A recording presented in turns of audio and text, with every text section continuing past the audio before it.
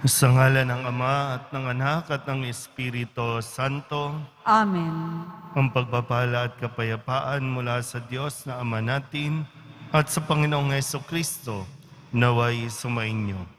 At sumaiyo rin. Mga kapatid, tinipon tayo bilang kaanib ng angkan ng Diyos, kaya dumulog tayo sa maawaing Panginoong nagpapatawad ng lubos. Sinugong tagapagpagaling sa mga nagsisisi, Panginoon, kaawaan mo kami. Panginoon, kaawaan mo kami. Dumating na tagapag-anyayang mga makasalanan ay magsisi, Kristo, kaawaan mo kami. Kristo, kaawaan mo kami. Nakaluklok ka sa kanan ng Diyos Ama para ipamagitan kami. Panginoon, kaawaan mo kami. Panginoon, kaawaan mo kami. Kaawaan tayo ng makapangyarihang Diyos, patawarin tayo sa ating mga kasalanan at patnubayan tayo sa buhay na walang hanggan. Amen. Manalangin tayo. Ama naming makapangyarihan, ang sanlibutan ay iyong binabago sa mga pagdiriwang namin ng iyong pagsagip sa tao. Umunlad nawa ang iyong sambayanan sa iyong mga pamanang pang magpakailanman at huwag nawang magdahop sa iyong tulong sa kasalukuyan sa pamamagitan ni Jesucristo kasama ng Espiritu Santo magpasawalang hanggan.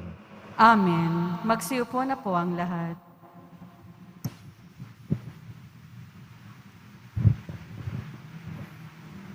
Pagbasa mula sa aklat ng Propeta Isaias. Ang sabi ng Panginoon, Ako ay lilikha isang bagong lupa't isang bagong langit. Mga pangyayaring pawang lumipas na ay di na babalik. Kaya naman kayo dapat na magalak sa aking nilalang.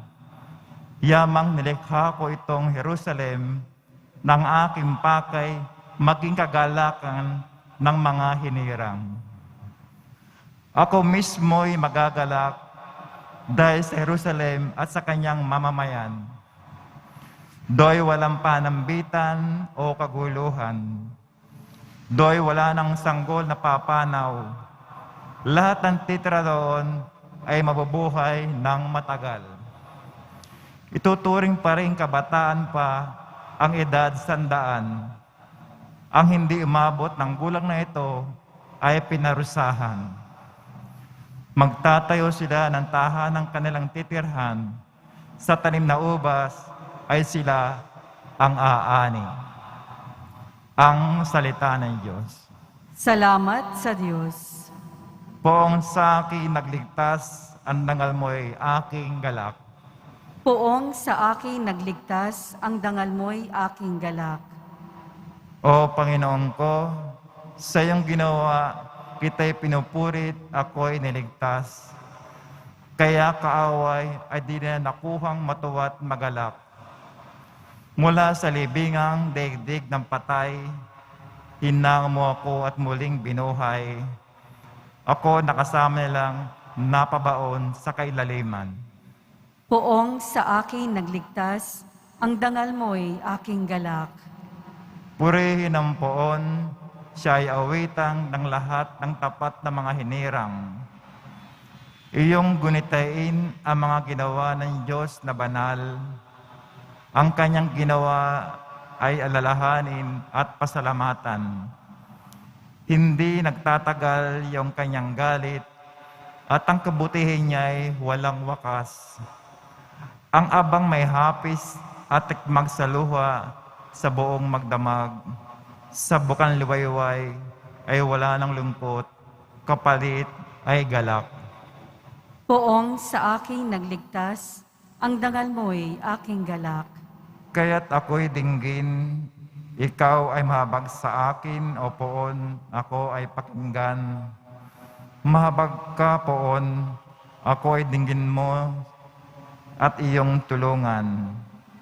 Nadamakot galak nang iyong hubarin ang aking panluksa. Sa pasasalamat sa iyo, O Poon, ay di magsasawa. Poong sa aking nagligtas, ang dangal mo'y aking galak. Magsitayo po ang lahat.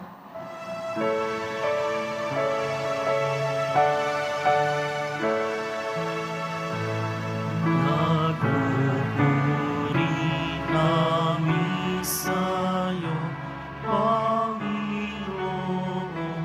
Jesucristo. Nagpupuri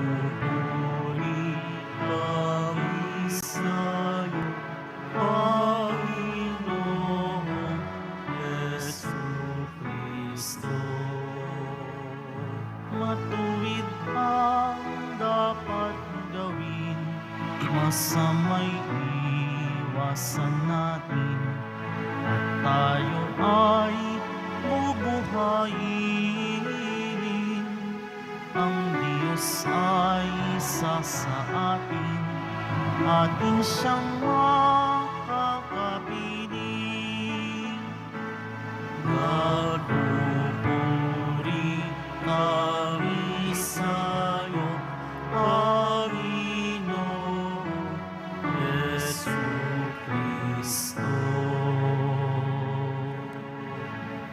Sumainyo ang Panginoon. At sumayo rin. Ang mabuting balita ng Panginoon ayon kay San Juan. Papuri sa iyo, Panginoon. Noong panahong iyon, umalis si Jesus sa Samaria at nagtungo sa Galilea. Sapagkat si Jesus na rin ang nagsabing, ang isang propeta'y hindi iginagalang sa kanyang sariling bayan. Pagdating niya sa Galilea, ay mabuti ang pagtanggap sa kanya ng mga taga roon, sapagkat nasa Jerusalem din sila noong pista ng Paskwa, at nakita nila ang lahat ng kanyang ginawa roon. Nagpunta uli si Jesus sa Cana, Galilea. Doon niya ginawang alak ang tubig. Doon naman sa Capernaum ay may isang mataas na pinuno ng pamahalaan at may sakit ang kanyang anak na lalaki. Nang mabalitaan niyang bumalik si Jesus sa Galilea mula sa Judea, pinuntahan niya ito. Pinakiusapan niya itong pumunta sa Capernaum at pagalingin ang kanyang anak na naghihingalo. Sinabi sa kanya ni Jesus, hanggat hindi kayo nakakakita ng mga palatandaan at mga kababalaghan, hindi kayo mananampalataya. Ngunit sinabi ng pinuno, tayo na po, Ginoo, bago mamatay ang aking anak. Sumagot si Jesus, umuwi na kayo, magaling na ang inyong anak. Naniwala ang lalaki sa salita ni Jesus at umuwi nga siya. Sa daan pa'y sinalubong na siya ng kanyang mga alipin at sinabing, magaling na ang kanyang anak. Tinanong niya sila, anong oras siya gumaling? Siya po'y inibsan ng lagnat kahapong mag-aalauna ng hapon. Tugon nila. Naalala ng ama na noong oras na iyon, sinabi sa kanya ni Jesus, magaling na ang inyong anak. Kaya't siya at ang kanyang buong sambahayan ay sumampalataya kay Jesus. Ito ang pangalawang kababalaghang ginawa ni Jesus sa Galilea. Pagpunta niya roon, buhat sa Judea. Ang mabuting balita ng Panginoon. Pinupuri ka namin, Panginoong Hesukristo. Magsiupo na po ang lahat. Isang magandang umaga po sa inyong lahat. At ito, sa umagang ito, sa kwento natin sa Ebanghelyo, na kung saan binabanggit muli na si Jesus ay nagtungo sa Samaria at sa Galilea, kung saan matapos siyang hindi igalang o kilalanin sa kanyang sariling bayan. Meron, kung sakasakali po, no? Meron ka bang issue o kaya yung nagtitrigger sa iyo ng kalungkutan ay kapag nararamdaman mo o nararanasan mong rejected ka o merong issue on rejection. At kapag meron yan, labis mong ikinalulungkot ito. At iniisip mo ng iniisip, ano bang problema sa iyo? Bakit ayaw sa iyo? Nawa po sa halimbawang ipinakita ni Jesus na naranasan niya mismo, makatulong sa iyo na harapin mo ang issue mo sa rejection. Para bang kung ayaw sa iyo, edi iwan mo na lang. Kung ayaw sa iyo, huwag mong ipagpilitan ang iyong sarili. Nagagawin mo pa ang lahat, matuwa lang sa iyo, gagawin mo ang lahat, sumang-ayon lang sila sa iyo. Hindi mo ikasisiya yan. Mapapagod ka lang, kumbinsihin sila na magustuhan ka. Kaya nga dito po, sabi, hindi siya sinanggap at iginalang sa kanyang sariling bayan, pero pagdating niya sa Galilea, mabuti ang pagtanggap sa kanya. At doon, nakagawa siya ng iba pang mga kababalaghan, katulad ng pagpapagaling dito sa anak ng pinuno ng pamahalaan. Tinanggap siya, kinilala, nanalig sa kanya, kaya iyon ang natanggap niya. Hindi siya nabigo. So, di ba ang ganda pong pagkilos na itinuturo sa atin, huwag mo ipagsiksikan ang sarili mo sa mga taong insecure lang naman din. No? Huwag mo ipagsiksikan ang iyong sarili sa mga taong hindi kumikilala ng iyong galing. Tuloy, yung sabihin na natin mga potentials mo, hindi mo na didiscover o hindi mo na ilalabas pa. Hindi napapakinabangan ng mas nangangailangan sa iyo dahil nakafocus ka doon sa mga taong ang ibinibigay lang naman sa iyo kalungkutan. Minsan sinasabi mo na feel rejected ka, pero ayaw mo namang umalis sa mga taong nandre-reject sa iyo. Ano rin ang gusto mong patunayan?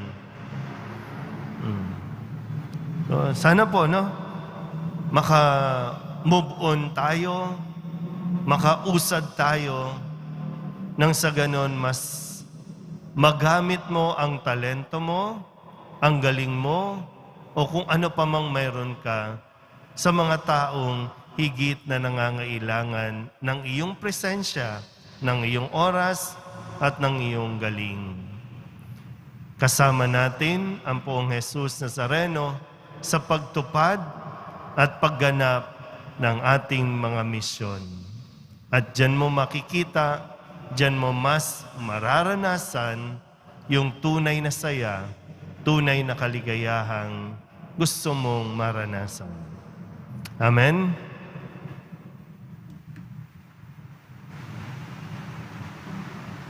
Magsitayo po ang lahat.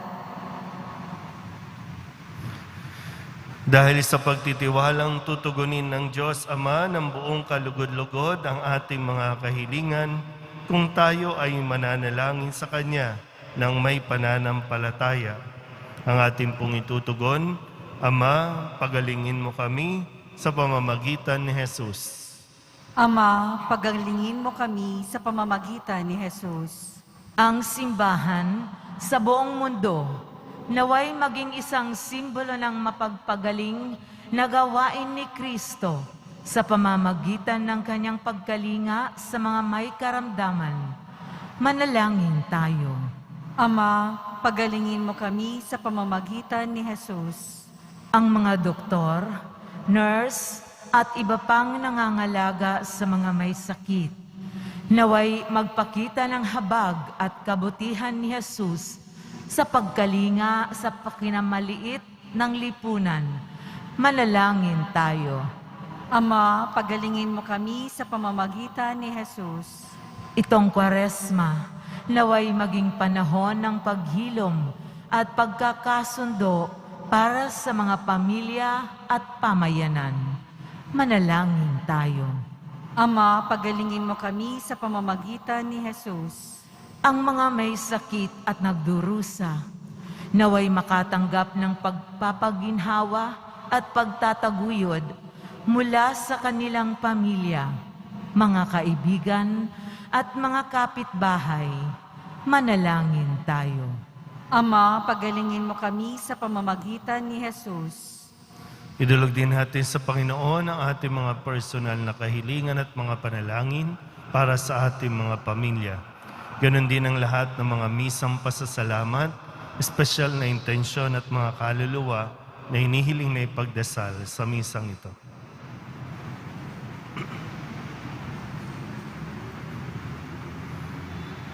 Ang lahat ng ito hinihiling namin sa ngalan ni Kristong aming Panginoon. Amen. Magsiupo na po ang lahat.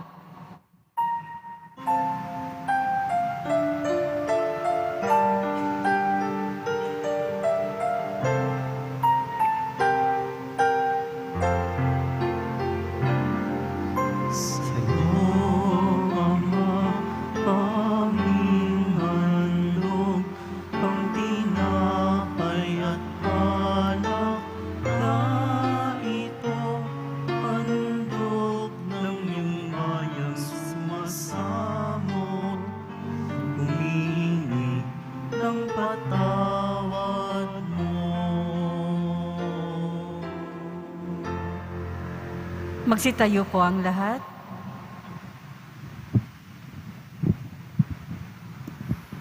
Manalangin kayo mga kapatid upang paghahain natin ay kalugdahan ng Diyos Amang makapangyarihan. Tanggapin nawa ng Panginoon itong paghahain sa iyong mga kamay, sa kapurihan niya at karangalan, sa ating kapakinabangan at sa buong sambayanan niyang banal.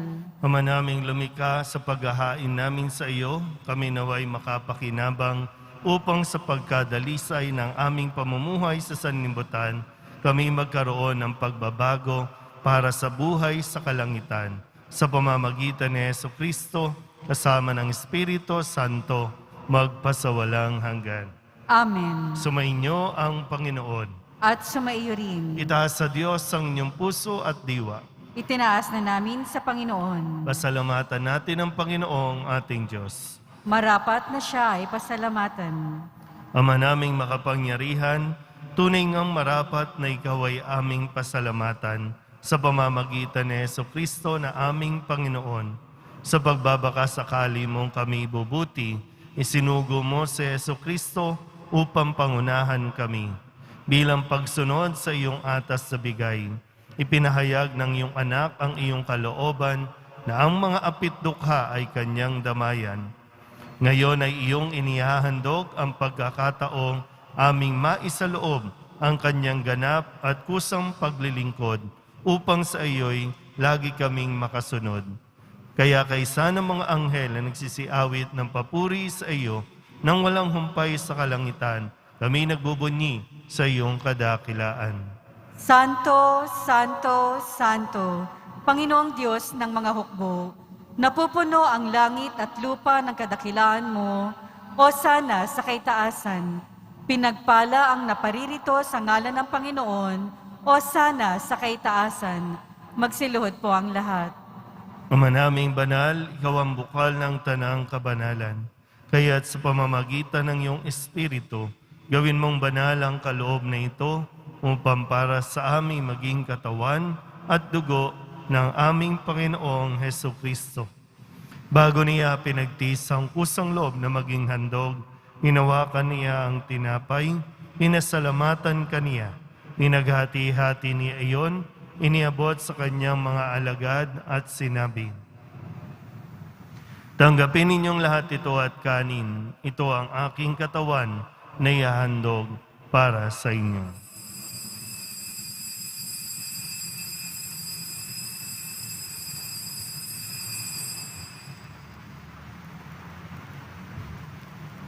Gayun din naman nung matapos ang hapunan, hinawakan niya ang kalis, muli kaniyang pinasalamatan. Iniabot niya ang kalis sa kanyang mga alagad at sinabi, "Tanggapin ninyong lahat ito at inumin. Ito ang kalis ng aking dugo, ng bago at wala hanggang tipan. Ang aking dugo na ibubuhos para sa inyo at para sa lahat, sa ikapagpapatawad ng mga kasalanan. Gawin ninyo ito sa pag-alaala sa akin."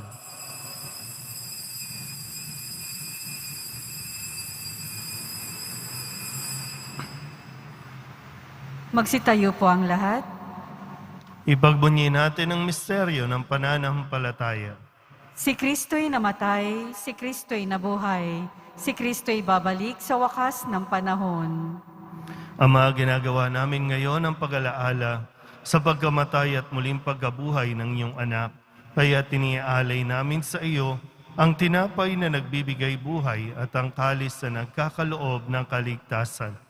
Kami nagpapasalamat dahil kami iyong minarapat na tumayo sa harap mo para maglingkod sa iyo.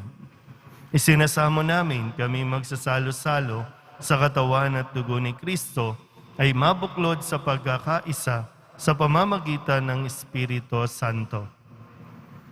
Ama, lingapin mo ang iyong simbahang laganap sa buong daigdig. Puspusin mo kami sa pag-ibig kaysa ni Francisco na aming Papa at ni Jose na aming Obispo at ng Tanang Kaparian. Alalahanin mo rin ang mga kapatid naming nahimlay na may pag-asang sila'y muling mabubuhay, gayon din ang lahat ng mga pumanaw. Kawaan mo sila at patuloyin sa iyong kaliwanagan. Kawaan mo at pagindapating kaming lahat na makasalo sa iyong buhay na walang wakas. Kaysa ng mahal na Birhen Maria na Ina ng Diyos, ng kabiyak ng puso niyang si San Jose, kaysa ng mga apostol at ng lahat ng mga banal na namuhay dito sa daigdig ng kalugod-lugod sa iyo, may pagdiwang nawa namin ang papupuri sa kararangal mo sa pamamagitan ng iyong anak na aming Panginoong Hesukristo. Sa pamamagitan ni Kristo, kasama niya at sa Kanya, ang lahat ng parangal at papuri ay sa iyo, Diyos amang makapangyarihan, kasama ng Espiritu Santo, magpasawalang hanggan. Amen.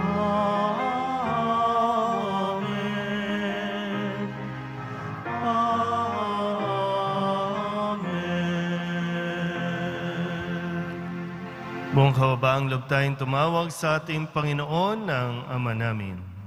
Ama namin, Sumasalangit ka, sambahin ang ngalan mo, mapasa amin ang kaharian mo, sundin ang loob mo dito sa lupa para nang sa langit. Bigyan mo po kami ngayon ng aming kakanin sa araw-araw at patawarin mo kami sa aming mga sala para nang pagpapatawad namin sa nagkakasala sa amin. At huwag mo kaming ipahintulot sa tukso at iadya mo kami sa lahat ng masama. hinihiling namin kami iadya sa lahat ng masama, pagkalooban ng kapayapaan araw-araw, iligtas sa kasalanan, at ilayo sa lahat ng kapahamakan, samantalang aming pinananabikan ang dakilang araw ng pagpapahayag ng tagapagligtas naming si Hesukristo. Sapagkat iyo ang kaharian at ang kapangyarihan at ang kapurihan magpakailanman. Amen. Panginoong Hesukristo, sinabi mo sa iyong mga apostol, "Kapayapaan ang iniiwan ko sa inyo, ang aking kapayapaan ang binibigay ko sa inyo. Tunghayan mo ang aming pananampalataya at huwag ang aming mga pagkakasala. Pagkalooban mo kami ng kapayapaan at pagkakaisa ayon sa iyong kalooban, kasama ng Espiritu Santo, magpasawalang hanggan." Amen. Ang kapayapaan ng Panginoon ay laging sumainyo. At sumaiyo rin. Magbigayan po tayo ng kapayapaan sa isa't isa. Kordero ng Diyos na nag-aalis ng mga kasalanan ng sanlibutan, maawa ka sa amin. Kordero ng Diyos na nag-aalis ng mga kasalanan ng sanlibutan, maawa ka sa amin. Kordero ng Diyos na nag-aalis ng mga kasalanan ng sanlibutan, ipagkaloob mo sa amin ang kapayapaan. Magsiluhod po ang lahat.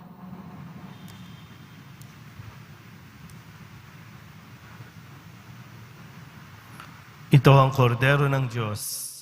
Ito ang nag-aalis ng kasalanan ng sanlibutan. Mapalad ang mga inaanyayahan sa kanyang piging. Panginoon, hindi ako karapat-dapat na magpatuloy sa iyo, ngunit sa isang salita mo lamang ay gagaling na ako.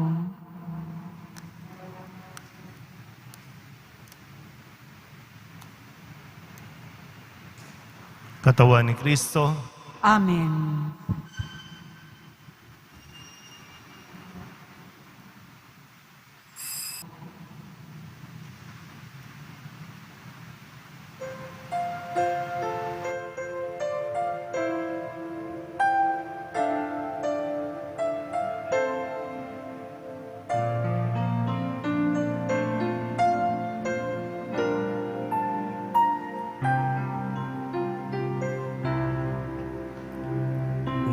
Jesus, inumin mo aking sugatang puso ng aking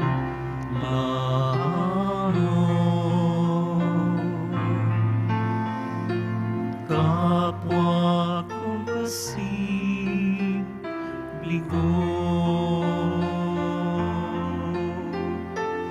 Amis at pait, iyong patamisin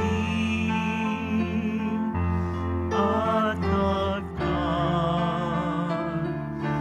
ang sakit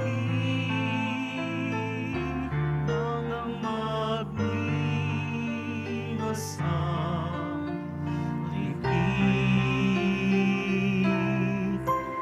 O Jesus, inumin mo aking sugatang puso ng aking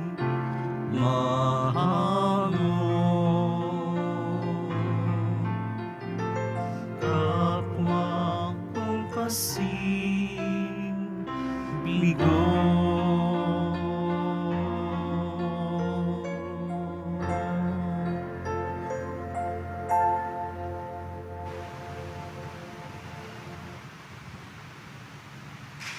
Magsitayo po ang lahat.